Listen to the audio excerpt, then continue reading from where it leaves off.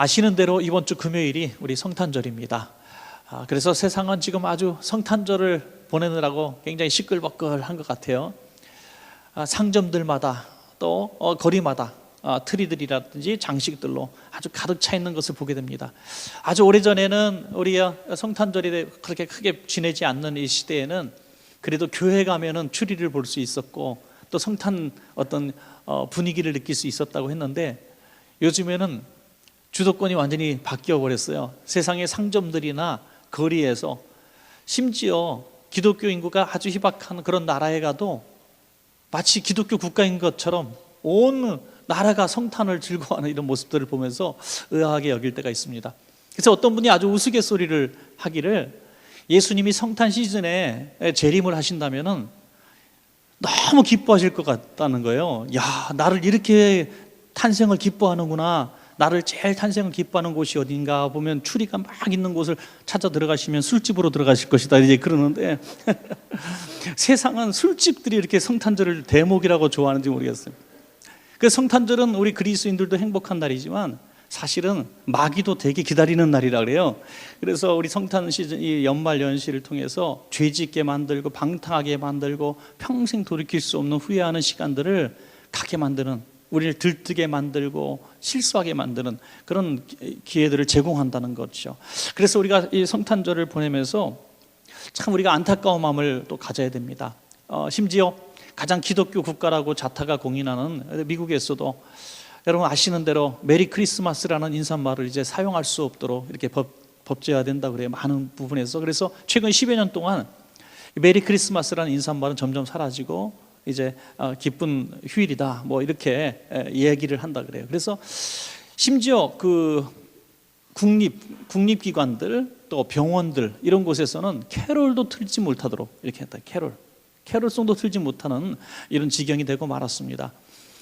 정말 이렇게 우리가 세상이 크리스마스를 이렇게 오해하고 크리스마스의 본래의 의미를 좀 잃어버리는 이런 시대를 지금 살아가고 있습니다.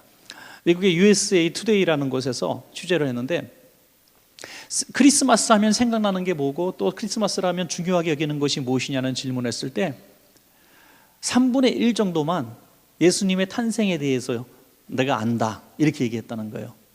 그 말 자체가 예수님에 대한 얘기인데 3분의 1만 한다. 그러면 3분의 2 뭐라고 대답을 했냐면 선물 주고받는 날 아니에요, 그랬다는 거예요. 이게 심각한 얘기 아닙니까? 실제로 그 미국 사람의 97%, 엄청난 수죠. 거의 다 하죠. 크리스마스 선물을 또는 카드를 뭐 주고받는다 그럽니다. 그러니까 크리스마스라는 정신은 그냥 주인공은 산타크로스고 우리가 이렇게 선물을 주고받는, 우리 말로 치면은 그냥 명절 이렇게 여긴다는 거죠. 우리가 추석 선물 또 뭐 구정에 이렇게 선물 주고받는 것처럼 그냥 그런 휴일 정도로 여긴다는 것입니다. 여러분, 사실 크리스마스 말 그대로 크리스마스는 주인공은 예수님이십니다. 예수님이 주인공인데 주인공 없는 명절을, 생일잔치를 하고 있는 거예요. 그래서 우리가 크리스마스 하면은 우리가 딱 이 정신을 가져야 될 게 뭐냐면, 크리스마스는 무엇이냐? 첫째는 예수 그리스도께서 육신을 입고 우리를 위해서 이 땅에 오신 날이다 하는 그 개념을 절대로 잃어버리면 안 되는 것이죠. 그래서 우리가 기뻐해야 된다는 것입니다. 크리스마스는 기쁨이 있어야 될 줄로 또 믿습니다. 우리를 위해서 오신 예수님이 이 땅에 오셨기 때문에 우리는 기뻐하는 거예요. 죄와 사망의 권세에서 우리는 해방되었습니다. 암흑과 죄와 불의와 또 절망이 가득한 이 땅에 빛으로 오셨으니 얼마나 우리가 행복하겠습니까? 크리스마스는 마음껏 즐거워하십시오. 여러분 옆에 불편해 보이시고 힘들어하는 분들이 있고 또 뭐 근심이 가득 찬 분들이 있으면 이렇게 얘기하세요. 크리스마스니까 웃으세요. 예. 크리스마스니까 행복해 하세요. 크리스마스는 마음껏 우리가 행복할 수 있는 날입니다. 그리고 또 하나 마지막으로는 우리가 크리스마스에는 꼭 무엇을 해야 되느냐? 우리가 정성을 모아서 가난한 이웃들, 또 고통받는 이웃들을 떡과 복음으로 섬기는 일들이 꼭 있어야 된다고 하는 것입니다. 왜 낮은 곳에 오신 예수님의 정신을 우리가 크리스마스를 통해서 우리만 즐거워하는 것이 아니라 정말 어두운 그늘에 있는 그들과 함께 기뻐할 수 있는 기회를 마련하는 것. 그래서 여러분들이 다음 주에 이번 주 성탄절 예배 때 드리는 모든 헌금들은, 성탄 헌금들은 다 이렇게 떡과 복음을 실은 구제와 선교를 통해서 사용되어지게 되는 것이죠. 전액 다. 여러분, 쓸 것은 다 우리가 예비되어 있으니까 하여튼 우리가 이 이웃들을 향해서 베푸는 것이 성탄의 또 정신이기도 하는 것입니다. 오늘 말씀의 제목 은혜를 받은 자요라고 했는데, 은혜를 받은 자요, 이것은 천사 가브리엘이 예수님을 잉태한 어머니를 찾아와서, 어머니 마리아를 찾아와서 했던 이런 말씀인 것이죠. 누가복음 1장 28절 말씀 보시면 은혜를 받은 자요 평안할지어다, 주께서 너와 함께 계시도다 하시도다. 그런데 마리아가 받았을 이 충격을 우리는 좀 생각해 볼 필요가 있습니다. 마리아는 아직 정혼한 상태지만 결혼을 하지 않았습니다. 그런데 내가 아들을 낳을 것이다, 그리고 은혜를 받은 자요, 이렇게 말했을 때 이건 은혜가 아니라 이거는 아주 불행한 소식이죠. 충격입니다. 사실 처녀가 아기를 가졌다는 게 이게 세상에서 어떤 말로 핑계가 되겠습니까? 우리가 은혜라고 한다면 은혜의 개념은 우리가 좋은 것이죠. 은혜하면 우리가 좋은 거예요. 그런데 은혜를 받은 자요 했는데 지금 좋은 게 아닙니다. 너무나 고통의 선물을 받은 것이죠. 그래서 우리는 이 은혜의 본질이 무엇인가, 오늘 하나님께서 저와 여러분들에게도 마리아에게 하신 말씀처럼 은혜를 받은 자요라고 말씀하시고 계시는데, 은혜의 본질을 알지 못하면, 그 놀라운 비밀을 알지 못하면 우리가 은혜에 대해서 오해하게 된다는 것입니다. 무엇이 은혜인가? 오늘 그것을 한번 생각해 보기를 원합니다. 마리아를 통해서요. 첫째로, 은혜라는 것은 선택의 은혜인 줄로 믿습니다. 여러분, 선택의 은혜. 요즘 취업을 할 때 수백 대 1은 기본이라 그래요. 수백 대 1. 그 뽑히기를 갈망하는 사람들도 참 슬픈 일이지만, 뽑는 사람 입장에서 볼 때도 참 힘들 것 같아요. 다 비슷비슷하잖아요. 비슷비슷한 수십 명, 수백 명 중에서 한 명, 두 명 뽑는 게 이게 참 힘든 일 같아요. 못할 짓인 것 같아요. 그런데 온 인류 여인들 가운데서 예수 그리스도를 잉태할 여인을 뽑는다는 것이 얼마나 정말 힘든 일이겠어요. 온 인류 가운데 단 한 사람. 이 선택의 은혜를 마리아가 받았기 때문에 은혜를 입은 자요 평안하라고 말씀하신 것입니다. 그러나 지금 마리아는 그것이 은혜로 받아들이지 않고 있는 거예요. 왜? 처녀가 아기를 낳으면 당시의 율법에 의하여 돌로 쳐서 죽임을 당하게 돼 있습니다. 그게 어떻게 은혜가 되겠습니까? 여러분, 남의 얘기라고 그냥 그렇게 보시는데, 여러분, 우리 입장에서 제가 비슷한 예도 안 되겠지만, 별로 이렇게 교회 일을 하고 싶지 않은 집사님에게 오늘 집사님은 은혜를 입으셨습니다. 왜요? 다음 요 금년 들어 구역장을 하셔야 됩니다. 그럼 벌써 얼굴이 사색이 되잖아요. 네? 구역장 한번 하라 그래도 별로 은혜라고 여겨지지 않는데, 돌로 맞아 죽게 되는 것이 은혜라고 말하는 천사를 향해서 그게 받아들여지겠느냐 이거죠. 마리아 입장에서 이건 은혜가 은혜로 되지 않는 거예요. 그러나 마리아가 이 은혜를 은혜로 받아들이게 된 순간은 뭐냐면, 내가 많고 많은 사람들 가운데 선택을 받았다는 사실을 깨닫게 되는 순간에 은혜로 믿어지게 되는 것입니다. 여러분, 마리아가 선택받을 만한 어떤 조건이 있었는가 한번 생각해 보면 전혀 없다는 거죠. 성경에 나온 마리아에 대한 모든 정보를 우리가 공개해도 그냥 몇 가지밖에 알 수 없어요. 우리가 세례 요한의 친족이고 다윗의 자손이고, 또 그 나사렛에서 살았다. 나사렛은 나다나엘이 말한 것처럼 별로 인물이 없는, 선한 것이 날 수 없는 그냥 초라한 시골 동네에 불과했고요. 그리고 또 이 마리아가 집안이 별로 귀족적인 집안도 아니고 또 재산이 많은 집안도 아니었기 때문에 비슷한 수준의 사람과 만나 정혼을 했는데 목수였죠. 평범한 목수인 요셉과 정혼하고 또 지극히 평범하게 예수님을 키우게 되는 것입니다. 예수님도 목수 일을 하게 되죠. 이런 누가 봐도 전혀 눈에 띄지 않고 전혀 미래에 대한 가능성이 보이지 않는 그런 집안에 바로 우리 아기 예수님이 탄생하셨다는 것입니다. 이것을 은혜로 믿을 때 은혜가 되는 것입니다. 여러분, 우리도 마리아처럼 선택받은 것을 믿으시기 바랍니다. 우리가 성경의 많은 부분들에서 우리가 선택받은 것은 우리의 출신이나 우리의 지위 때문이 아니라, 우리의 실력이나 능력 때문이 아니라 하나님의 선물이라고 말씀하고 있습니다. 에베소서 2장 8절 보니까, 너희는 그 은혜에 의하여 믿음으로 말미암아 구원을 받았으니 이것은 너희에게서 난 것이 아니요 하나님의 선물이라 그랬어요. 여러분, 선물 중에 가장 큰 선물이 무엇이겠습니까? 선물 중에 가장 큰 선물. 어떤 분은 크리스마스 때 선물을 자기 얼굴에 좀 리본 묶고 이런 짓 좀 하지 마시기 바랍니다. 별로 선물이 아니에요. 그건 물질로 표현하세요. 하여튼 가장 큰 선물은 구원의 선물인 줄로 믿습니다. 구원의 선물이 가장 큰 선물이에요. 여러분, 구원의 선물과 비교할 게 어디 있어요? 좀 더 쉽게 말씀드려서 가장 중요한 것을 단계적으로 이렇게 뭘과 뭐를 바꿀 수 있겠는가라고 질문을 합시다. 뭐 밥 한 끼부터 시작해서 돈 100만 원, 또 1000만 원, 또는 뭐 집, 뭐 다 하다가 결국에는 바꿀 수 없는 최후의 보루가 뭡니까? 생명이죠, 생명. 생명보다 소중한 게 무엇입니까? 영원한 생명인 줄로 믿습니다, 여러분. 구원이에요. 그러니까 예수 그리스도가 이 땅에 오심으로 말미암아 우리가 예수를 또 믿게 되었다고 선택받은 것이야말로 우리는 이미 하나님으로부터 가장 큰 선물을 받은, 은혜를 받은 자가 됐습니다, 여러분. 하나님이 주신 가장 큰 선물을 받았어요. 예수 그리스도께서 이 땅에 오셔서 우리에게 주신 크리스마스 선물은 구원의 선물입니다. 믿습니까, 여러분? 그럼 우리가 은혜를 받은 자로서 행복해야 된다는 것입니다.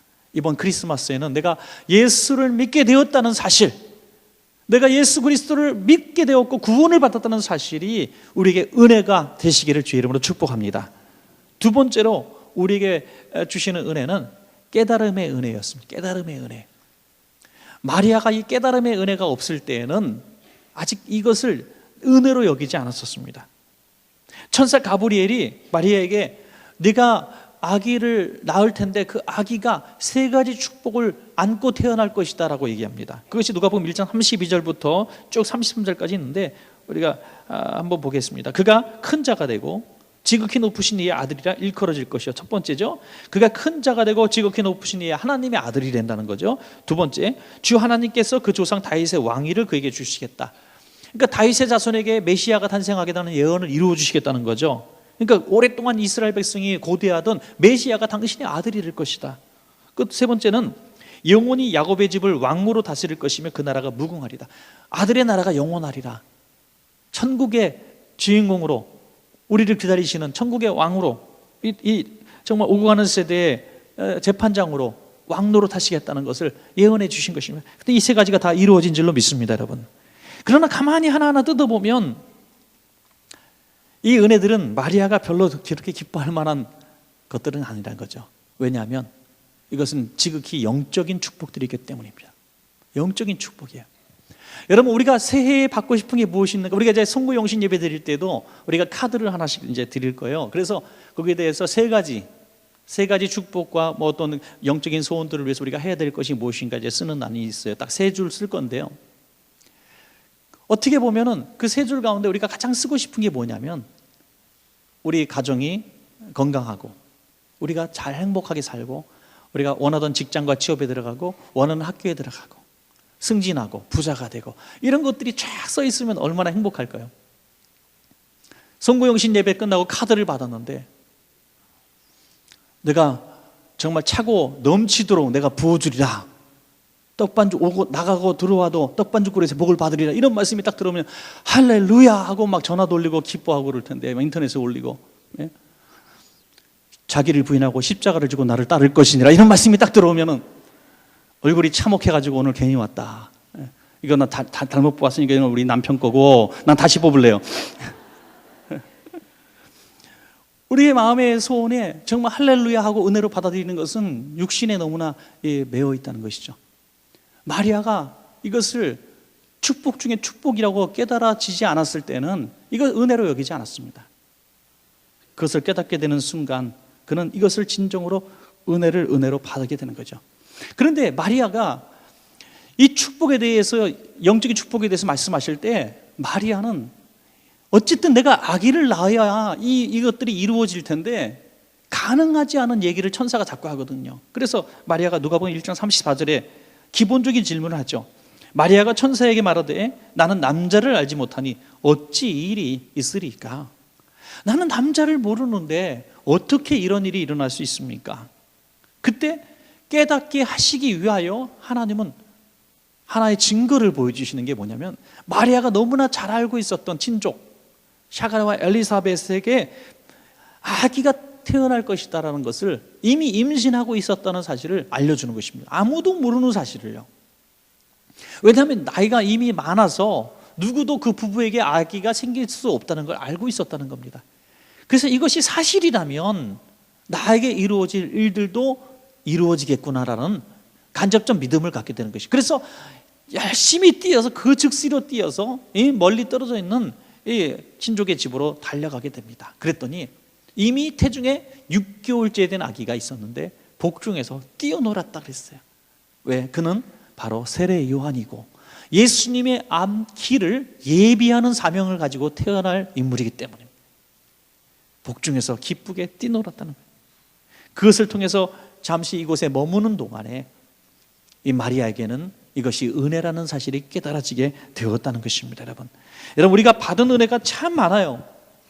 받은 은혜가 참 많은데 이것을 은혜라고 여겨지는 순간, 깨달아지는 순간은 언제냐면 하나님이 보여주시는 증거들을 볼 때입니다. 여러분, 증거들을 볼 때 깨닫지 못하면 절대로 우리는 은혜를 알지 못합니다. 우리는 보리수 나무 아래 앉아서 내가 받은 은혜가 뭔가 명상해서 깨달아지는 사람들이 아니에요.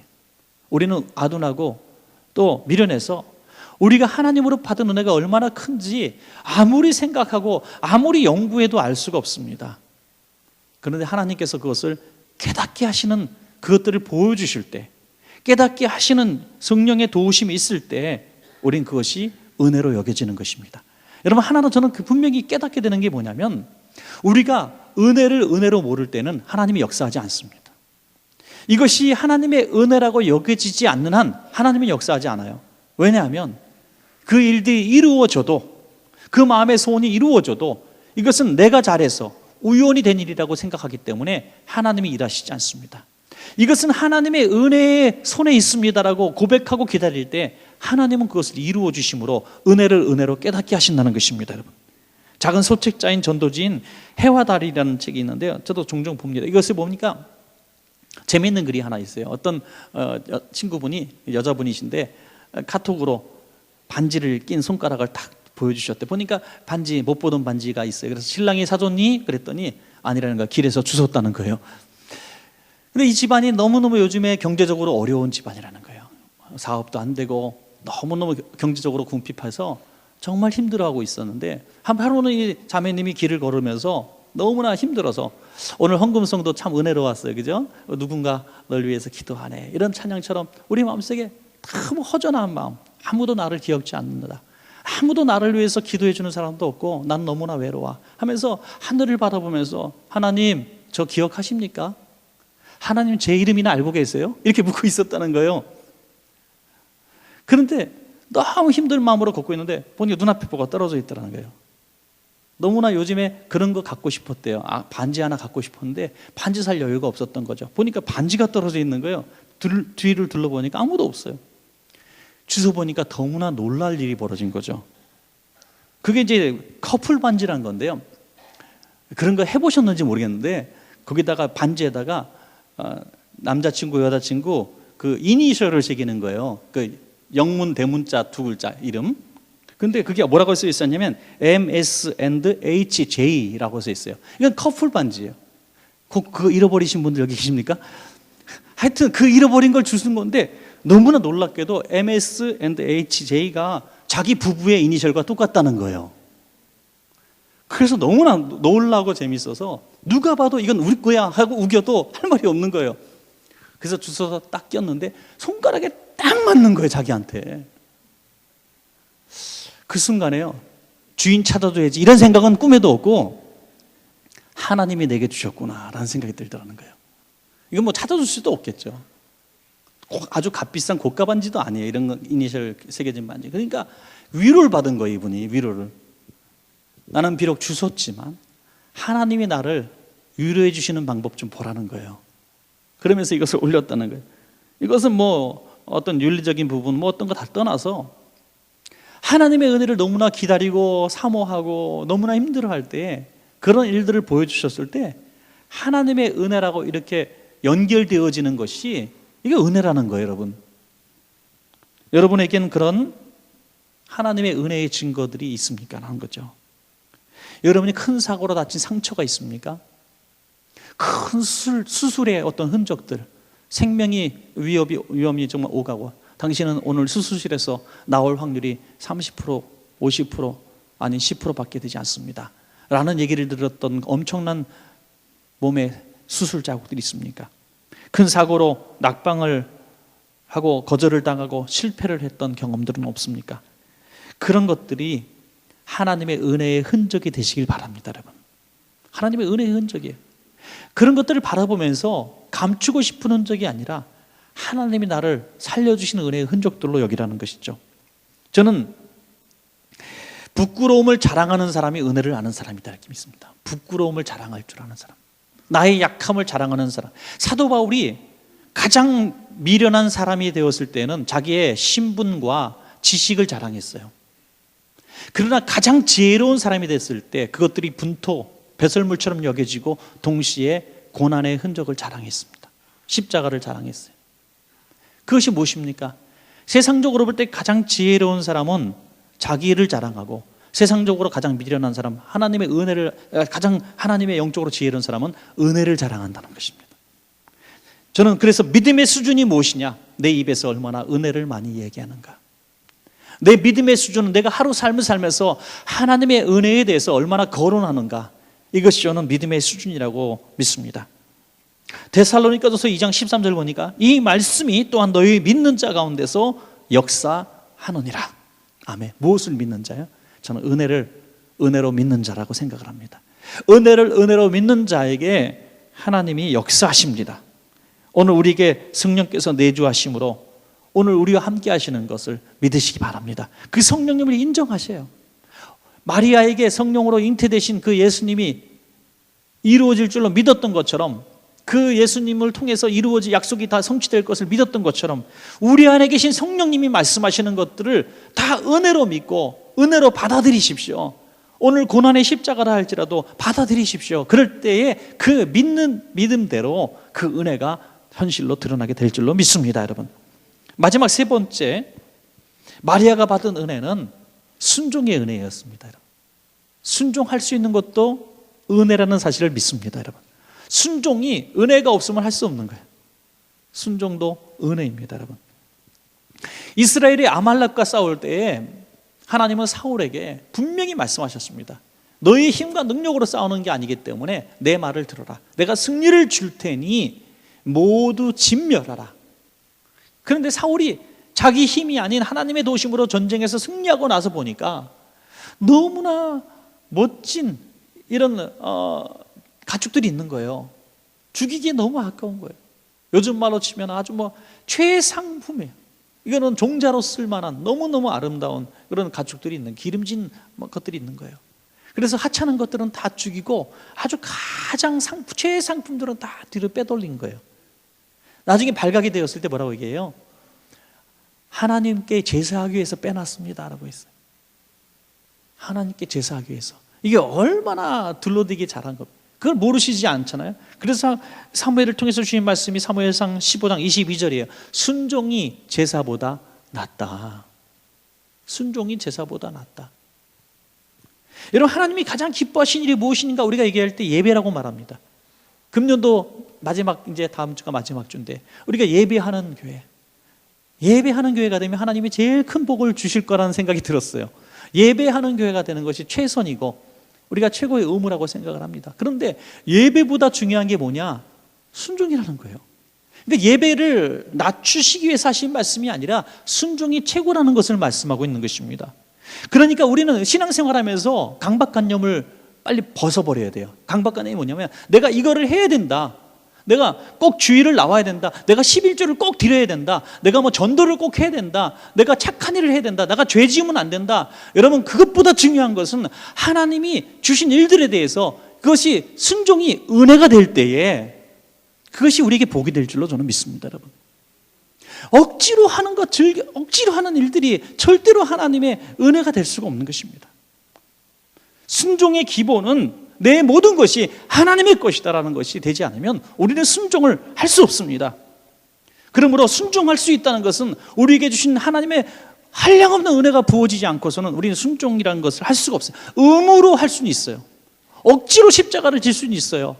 무서워서, 하나님이 벌 주실까 봐 무서워서 우리가 11조도 드릴 수는 있어요. 하지만 더 중요한 것은 내가 기쁨으로 순종할 수 있는 것입니다. 할렐루야.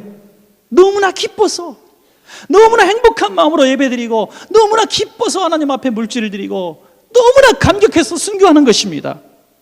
오늘 마리아를 보면은 아기를 잉태한 것이 나의 소원과 기도 제목이 아니었어요. 하나님이 부어주신 축복이었습니다. 그러나 자기에게 있어서는 생명을 건 모험이었어요. 그러나 마리아는 어떻게 얘기합니까? 1장 38절에 마리아가 이르되 주의 여종이 오니 말씀대로 내게 이루어지리이다.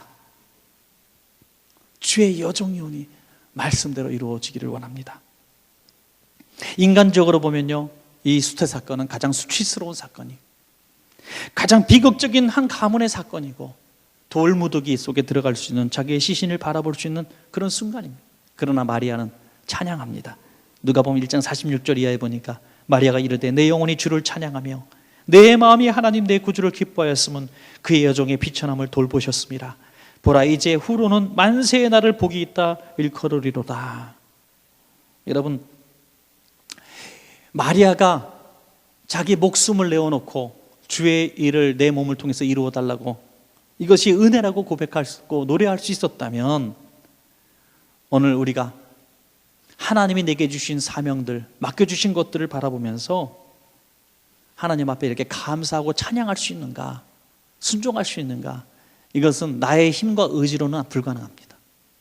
여러분, 우리가 기쁨으로 자원하는 마음으로 헌신하고 충성할 수 없습니다. 이것은 나의 욕심, 나의 탐심, 나의 이기심은 절대로 그렇게 할 수 없습니다. 성령께서 내 영을 주장하시고 삶을 주장하시고 이걸 은혜로 알게 하실 때 우리는 기쁨으로 순종할 수 있게 될 줄로 그렇게 믿습니다. 여러분, 많은 힘든 헌신들을 하시는 집사님들이, 성도님들이 참 많이 계셔요. 우리 성도님들 가운데 정말 우리 원천교회 제가 봐도 참, 저는 우리 설교 시간에도 가끔 우스갯소리 비슷하게 하지만 진심일 때가 많아요. 원천교회는 담임 목사만 잘하면 된다. 우리 성도님들 너무 훌륭한 분들이 많아요. 여러분들 주변에 여러분들이 놀랄 정도의 위대한 사람들이 많아요. 저는 그걸 보면서 참 담임 목사 행복하겠다, 누군지 몰라도 그런 생각이 들 때가 있어요. 이 부분에 웃어야 되는데 아무도 안 웃으니까 되게 썰렁하네. 하여튼 그런 성도님 바라보면서 내가 존경하게 돼요. 그러면서 한번 살짝 물을 때가 있어요. 성도님 어떻게 그렇게 그런 마음을 가질 수가 있었고, 어떻게 그렇게 헌신할 수가 있었고, 그렇게 참을 수가 있었습니까? 라고 제가 여쭤볼 때 그분들이 하는 말이 하나의 어떤 중요한 공통점을 갖고 있어요. 그 비밀입니다. 그게 뭐냐면 제가 더 큰 복을 받았는데요, 그러더라고요. 제가 더 복인데요, 그래요. 헌신하면서 말하는 말씀이 내가 더 큰 복을 받았는데요. 자기의 모든 것들을 아끼고 생활비까지 아끼면서 선교하고 구제하고 헌금 드리면서 어떻게 그렇게 할 수 있습니까? 라고 물어보면 제가 더 큰 복을 받았는데요. 드릴 수 있는 게 복인데요. 어떻게 그렇게 충성할 수 있습니까? 헌신할 수 있습니까? 어떻게 이렇게 참을 수 있습니까? 그래도 제가 더 하나님의 큰 은혜를 받은 사람이에요. 그래서 과거 얘기도 하기도 해요. 과거에 내가 이런 사람이었는데 하나님이 나를 이렇게 복을 주셨다고, 내가 이렇게 실패할 수밖에 없었는데 하나님 내가 이 위치를 주셨다고, 내가 지금 이 위치에서 살아갈 수 있고 내가 이만한 삶을 살 수 있는 건 내 실력으로는 불가능했다는 거예요. 하나님의 전적인 은혜였다는 거예요. 그러니까 은혜로 아는 사람이 순종할 수 있다는 거예요. 여러분, 오늘 내가 순종하려고 몸부림칠 필요가 없어요. 지금 내가 이룬 물질, 내가 이룬 성공, 내가 있는 환경들, 내가 살아가는 이 모든 수준들, 내 자녀들이 잘된 이 수준들, 이 모든 것들이 나의 노력과 나의 실력이라고 인정하는 사람은 절대로 순종할 수 없습니다. 이것이 하나님의 은혜로 믿어질 때, 고백할 때 순종이 기쁨이 되는 것입니다. 믿습니까, 여러분? 마리아가 주의 여종이 오니 했다는 이 말씀이 중요한 단서가 되는 거예요. 주의 여종이 오니 저는 주님의 종입니다. 그런데 어떻게 하시든지 주님의 뜻이 이루어지기를 원합니다 하는 것이죠. 저는 우리 성도님들의 삶이 베들레헴의 구유가 되기를 원합니다. 예수님이 이 땅에 오셨을 때 수많은 사람들이 거절했습니다. 왕국에 있는 사람들도 거절하고 귀족들도 거절하고 심지어 여관 주인도 거절합니다. 그러나 그를 받아준 것은 짐승들의 밥통, 구유. 여러분, 우리가 세상적으로 존귀한 거 별로 중요치 않습니다. 존귀해서 주님을 받아들이면 더 행복한 거죠. 존귀해서 옷값을 깬 여인에 대해도 좋고 예수님의 무덤을 준비한 요셉도 좋고, 뭔가 큰 헌신하는 것도 좋아요. 하지만 아무것도 없어도 우리는 말구유같이 초라한 구유 같은 말밥통 같은 그런 존재를 할지라도 다른 사람이 다 거절하는 그 일들을 우리가 순종하면 최고로 존귀한 자리가 될 수 있어요. 그래서 사도 바울은 이것을 깨닫고 나는 보배를 질그릇 같은 내 몸에 가졌다고 고백하고 있는 것입니다. 여러분, 우리가 예수님을 품을 때에 질그릇의 영광을 누리게 되는 것이죠. 요한복음 1장 11절 이하에 보니까 자기 땅에 오매, 누가요? 예수님이 자기 백성이 영접하지 아니하였으나 영접하는 자, 그 이름을 믿는 자들에게는 뭐가 돼요?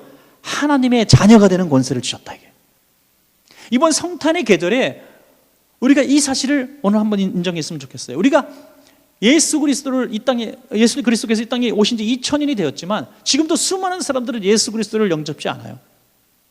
그 신분고하를 막론하고 예수 그리스도를 구유처럼 포근하게 받아들인 사람은 무엇이 되는가?